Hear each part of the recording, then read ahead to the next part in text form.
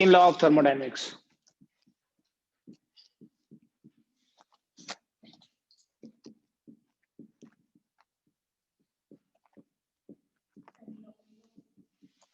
Entropy entropy नहीं पता physics में क्या होती है, जो डिसऑर्डरनेस है उसको क्या पढ़ना है? हम फिजिक्स में सिर्फ ऑर्डर वाली चीजें पढ़ेंगे। सेकेंड लॉ ऑफ थर्मोडायनेमिक्स की बेटा दो स्टेटमेंट्स हैं। One is called as Kelvin. आपको ये स्टेटमेंट्स एज इट इज याद रखनी है, you can not change even a single word. Kelvin Planck statement.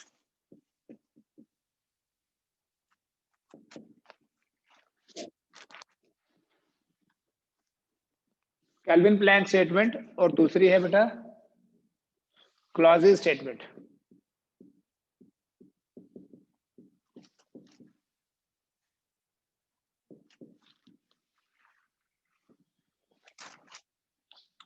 I will write the statements for you. It is impossible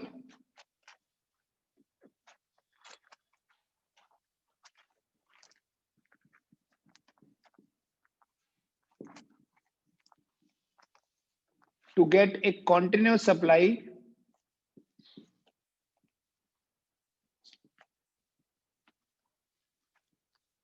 of work by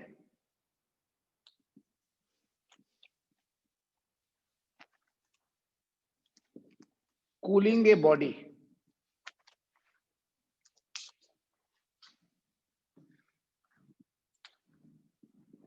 to a temperature which is less than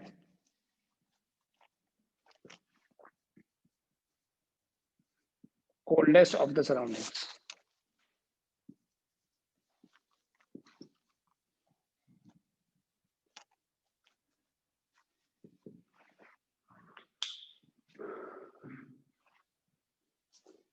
It is impossible to get a continuous supply of work by cooling a body to a temperature which is less than the coldest of the surroundings. देखो इसका मतलब क्या है? हम किसी भी body से जब हीट एक्सट्रैक्ट करते हैं, so at the cost of that heat we obtain work, heat engine. ठीक है? And practically what happens, the body which is giving us heat, जिसको हम यूजफुल वर्क में कन्वर्ट कर रहे हैं, उसका टेम्परेचर तो कम होता जाएगा। वो तो आइडियल कॉन्सेप्ट है ना कि इनफिनाइट थर्मल कैपेसिटी। प्रैक्टिकली तो इनफिनाइट थर्मल कैपेसिटी नहीं होती। whenever a body loses heat, whenever body gives heat, its temperature falls down. अब सपोज करो सराउंडिंग का टेम्परेचर, ये रूम का जो टेम्परेचर है इसको सराउंडिंग एज्यूम कर लेते हैं फॉर ए सेकेंड। इसका टेम्परेचर है 20 डिग्री सेल्सियस और हमारे सोर्स का टेम्परेचर 500 डिग्री सेल्सियस है। So we are getting work from the source by in terms of heat, और हमारा जो वर्किंग सब्सटेंस है वो उस हीट को यूजफुल वर्क में कन्वर्ट कर रहा है। But what is happening in the process, वो जो 500 टेम्परेचर था सोर्स का, दैट इज कमिंग डाउन। ठीक है, coming down down down and let us say it comes to 20। After that we will not get work, because when that will come in thermal equilibrium with the surroundings, there will be no exchange of heat. तो ऐसा नहीं होता है कि एक body से heat निकालते जाओ निकालते जाओ निकालते जाओ और हमेशा ही वर्क मिलता जाएगा। कंटिन्यूस सप्लाई ऑफ वर्क नहीं हो सकता। नो हीट इंजन, इसका मतलब ये भी है सिंपल वर्ड्स में, no heat engine can have 100% efficiency. ठीक है, जैसे ही देखो एक बार मैं स्टेटमेंट फिर से रीड करता हूँ।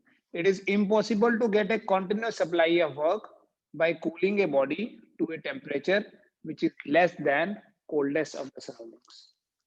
किसी बॉडी से हीट एक्सट्रैक्ट करके हम उसका वर्क तो ले रहे हैं, बट हम इतना वर्क नहीं ले सकते, इतनी कंटिन्यूटी में नहीं ले सकते कि इसको जो सराउंडिंग का सबसे कोल्डर रीजन है उससे भी कम कर दें टेम्परेचर को। ठीक है, अगर कभी ऐसा हो गया तो इसका मतलब हम तो सारे के सारी हीट को कन्वर्ट कर सकते हैं into work. That is not possible. 100% efficiency कभी भी नहीं हो सकती है। दूसरी स्टेटमेंट बेटा क्लॉजेस स्टेटमेंट बोलते हैं इसको, सेकंड लॉ की स्टेटमेंट है ये भी। हाल तो practically both the statements are equivalent. It says it is impossible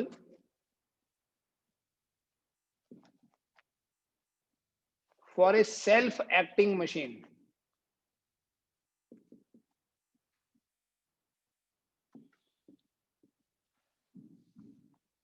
to transfer heat from a colder region to a hotter region.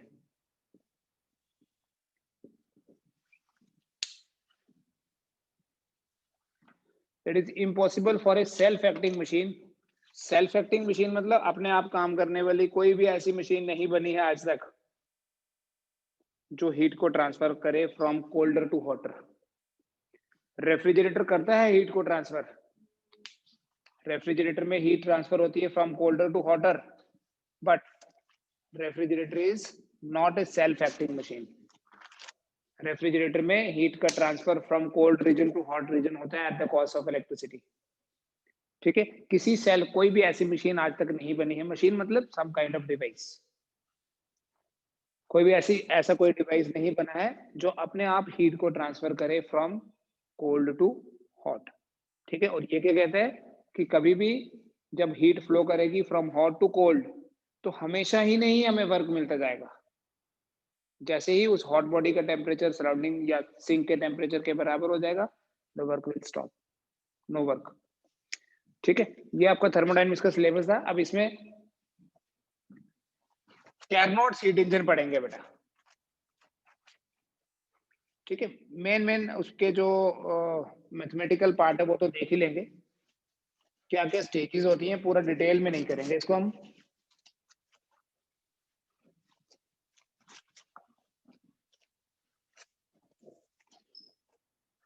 We call it as Carnot's heat engine.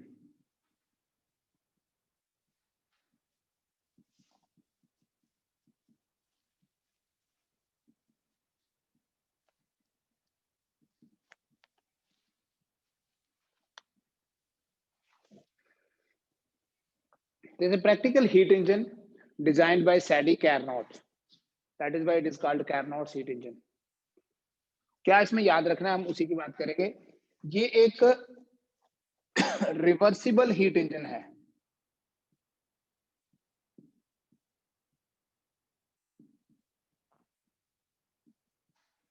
मतलब ये एक heat engine है which works in reversible order. Reversible heat engine है and इसमें it works in a reversible cycle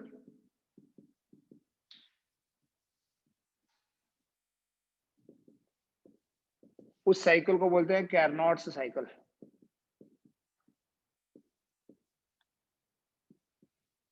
that cycle is called as Carnot's cycle.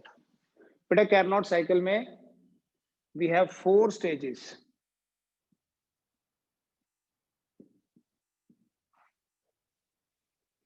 One is isothermal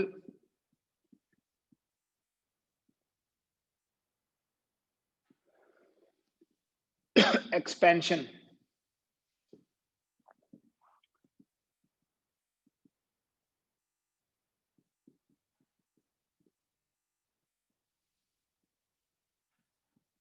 Second is adiabatic expansion. Third is isothermal compression.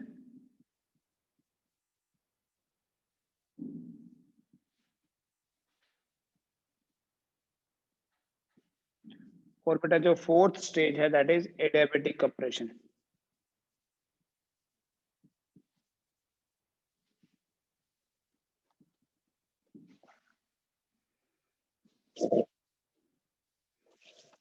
Diagrammatically represent करना है अगर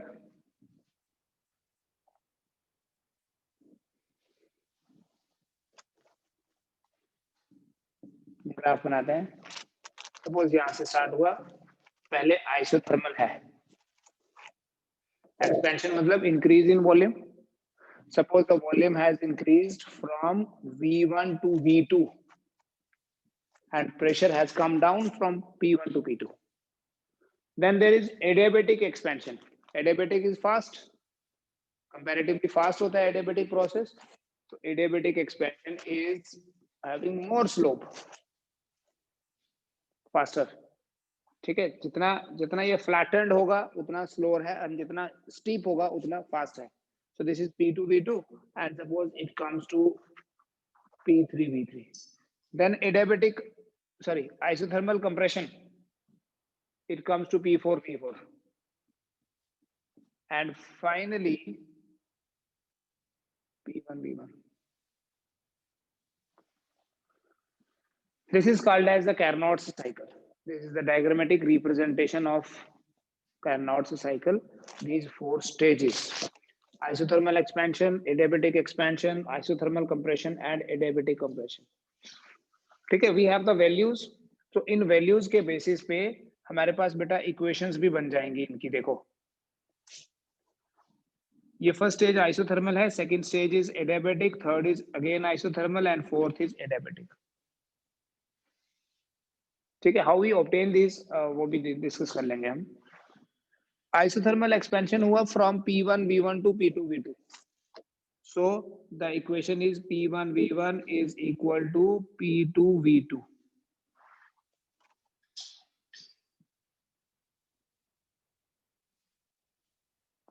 फिर adiabatic expansion है. Adiabatic equation क्या है?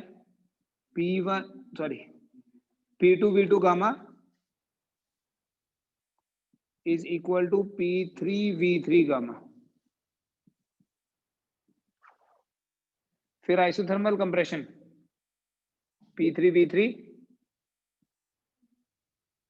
equals to P4 V4. Then again adiabatic, so P4 V4 gamma equal to P1 V1 gamma. Isothermal के लिए this is first stage, ये सेकंड है, थर्ड और ये फोर्थ. आइसोथर्मल में क्या होता है? पीवी कांस्टेंट होता है, और एडियाबेटिक में पीवी रेज पर गामा जो है वो कांस्टेंट होता है.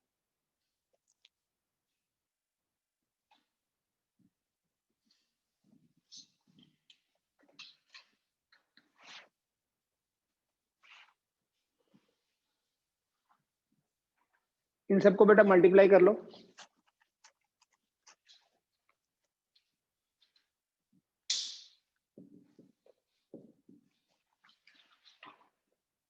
P1 V1 करो आप मल्टीप्लाई, मुझे बताओ क्या बनता है. ये P1 P2 P3 P4 इस तरफ भी है और इधर भी है, ये कैंसिल हो गए तो आपके पास आएगा V1 V2 gamma V3 V4 gamma. It is V1 V2 gamma V4 V3 V4 gamma equals to V2 V3 gamma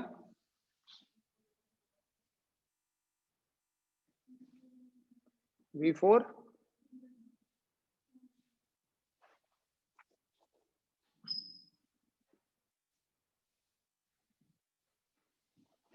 बेटा ये V2 और V4 को यहां रहने दो, इधर से V2 और V4 ले आओ, फिर उधर ले जाइए V1 गामा V3 गामा रहने दो, और V2 gamma V4 sorry V1 V3. ठीक है, ऐसे हो गए. लेफ्ट साइड में आएगा बेटा V2 raised par 1 minus gamma, V4 raised par 1 minus gamma. So it is V4 V2 1 minus gamma equal to V1 V3 gamma minus 1 minus gamma नहीं, gamma minus 1. This is also gamma minus 1.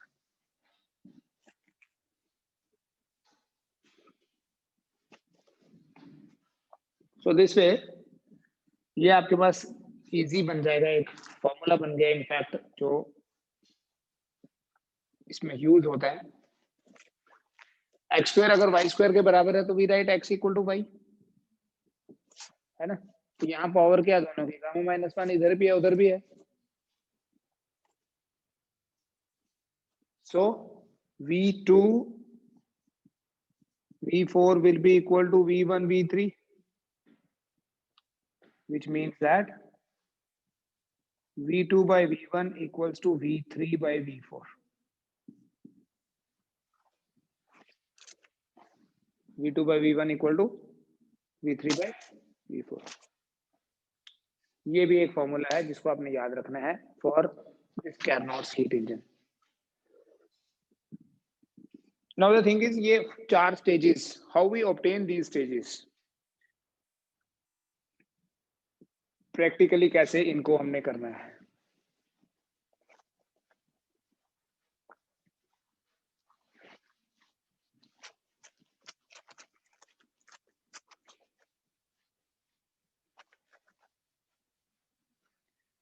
बेटा Carnot's heat engine में mechanically there are 4 parts.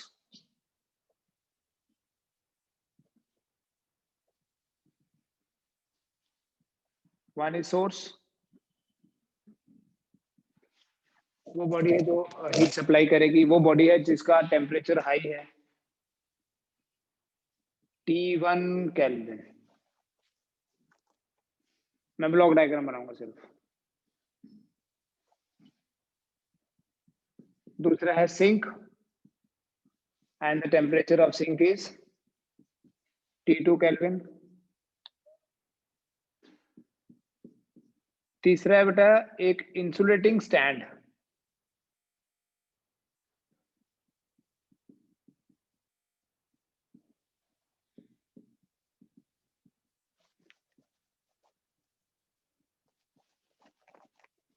And the fourth is working substance.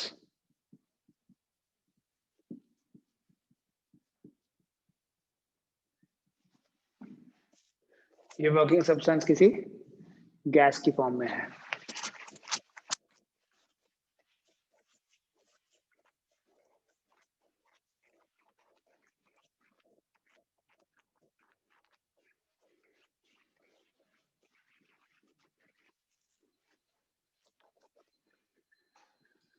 ये working substance gas की form में किसी ऐसे container में है जिस कंटेनर की वॉल्स नॉन कंडक्टिंग है, मींस इंसुलेटिंग है. इसका जो टॉप है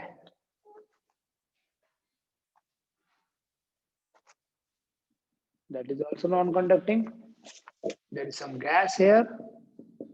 This is a piston which can move in out. लेकिन इसका जो बेस है वो कंडक्टिंग है.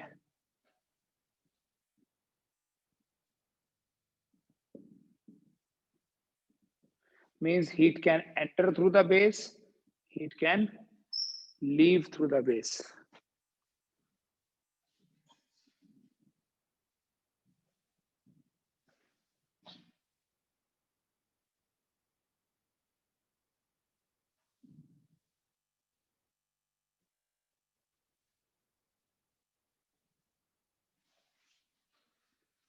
सबसे पहली स्टेज क्या थी हमारी?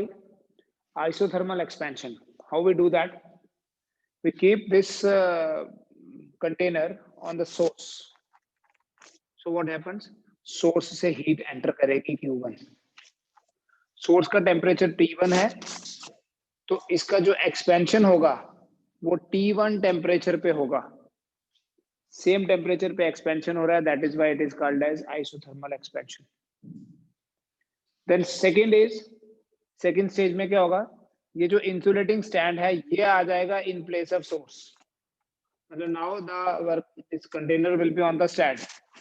ठीक है, इट इज लाइक यहां से भी इंसुलेट हो गया, साइड से तो पहले ही है. अब इसका टेम्परेचर T1 पहले से हो चुका आइसोथर्मल जब सोर्स के साथ कांटेक्ट में था. Now its temperature is T1. अभी हमने इसका बेस भी इंसुलेट कर दिया, so it will be allowed to expand without losing heat. ठीक है, because heat कहीं से lose नहीं कर सकती. Although it is an ideal concept, sometimes नहीं, most of the time there is loss of heat. ठीक है, perfect insulation नहीं हो सकती है, but फिर भी हम practically ये assume करेंगे that this will be insulated.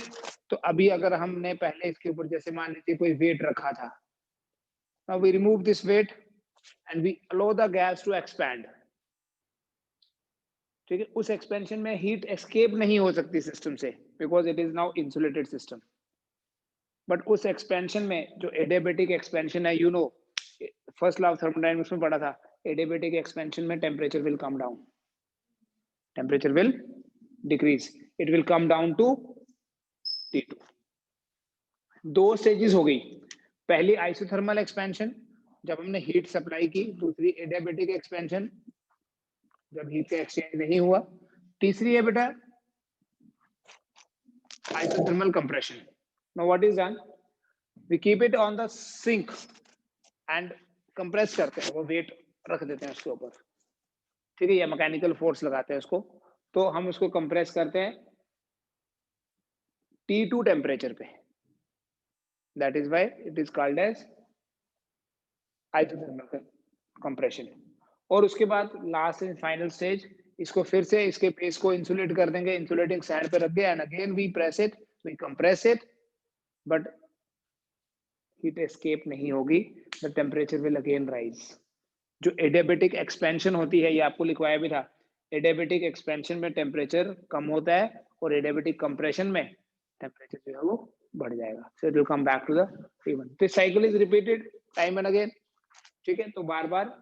अब इस रिपीटेशन का फायदा क्या हुआ फिर, व्हाट वी ऑब्टेन, देखिए ऐसे हमारे पास ग्राफ बन गया अगर, so we obtain work and that work will be equal to this area. This is the cyclic process. The work done is equal, net work is equal to area within the loop. Practically अगर हम देखें, जितना area ये वाला होगा, this is adiabatic expansion, उतना ही area ये वाला होगा, this is adiabatic compression, cancel हो जाएगा। लेकिन एक्सपेंशन के अंडर ज्यादा बड़ा एरिया है, कंप्रेशन के अंडर कम है, तो ओवरऑल हमारे पास ये जो एरिया है, दिस विल रिप्रेजेंट वर्क। अब आइसोथर्मल प्रोसेस में वर्क होता कितना है,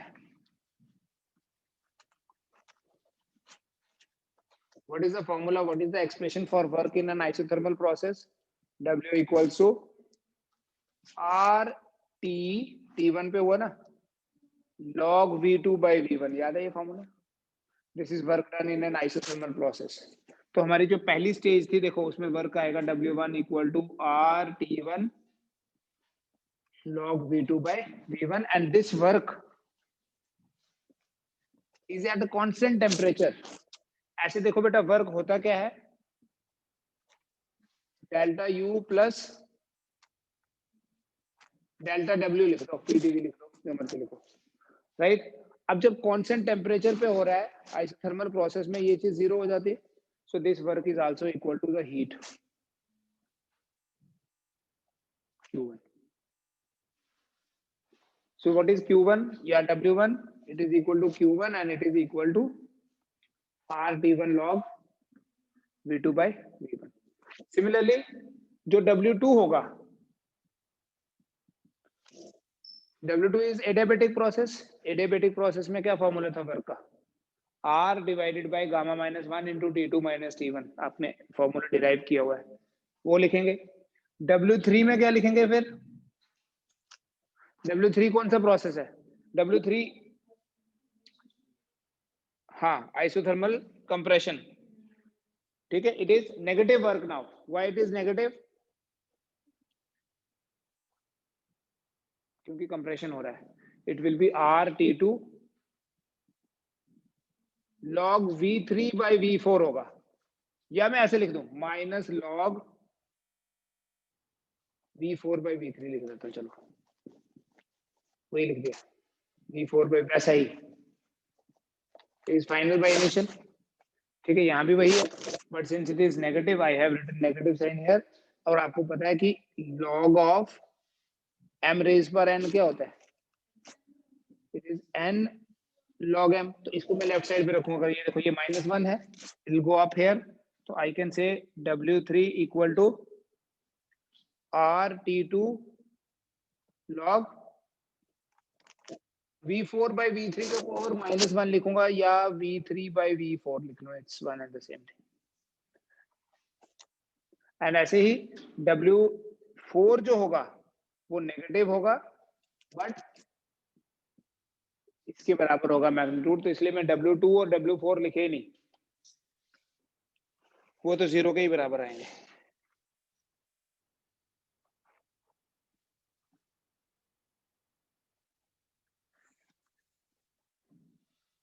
ठीक है, यहाँ जो हमारे पास हीट आई वो Q1 है, और यहाँ भी तो आइसोथर्मल हुआ तो ये Q2 है, तो ये आ गया मेरे पास Q1 और ये आ गया Q2।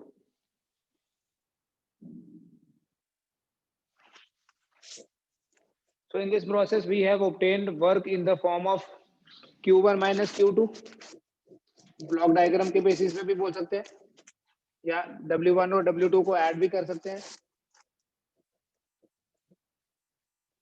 Net work done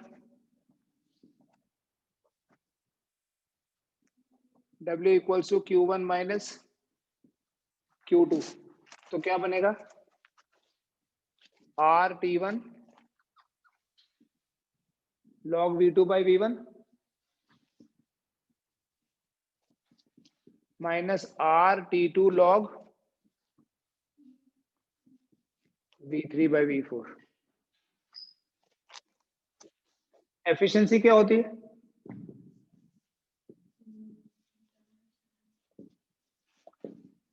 W by Q1।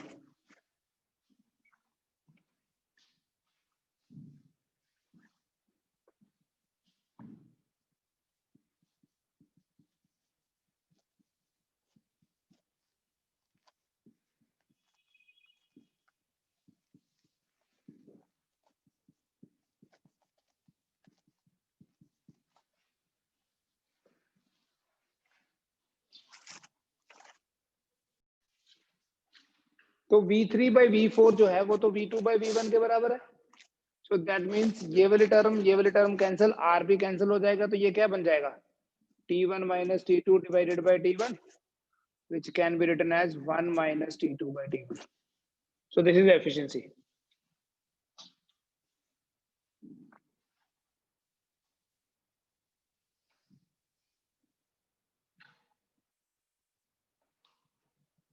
So eta equal to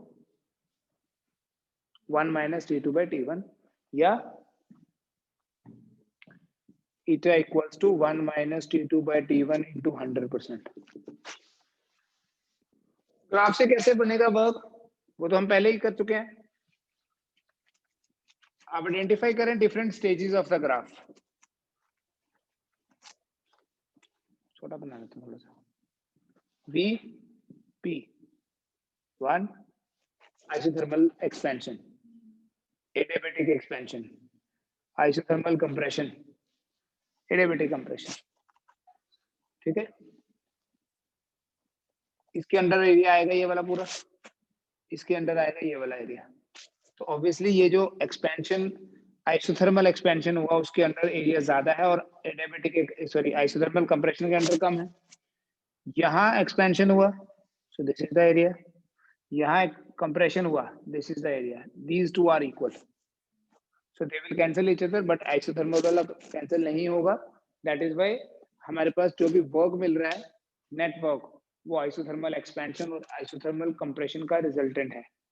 ठीक है, तो वही एक्सप्रेशन जो बेसिकली हम लिखते हैं in terms of Q1 Q2, वहां तो डायरेक्ट लिख दिया था, इटा हमारा आया था 1 minus Q2 by Q1, वहां तो डायरेक्टली प्रोपोर्शनलिटी के बेसिस पे लिख दिया था, T2 by T1 भी है, here it is in terms of T2 and T1।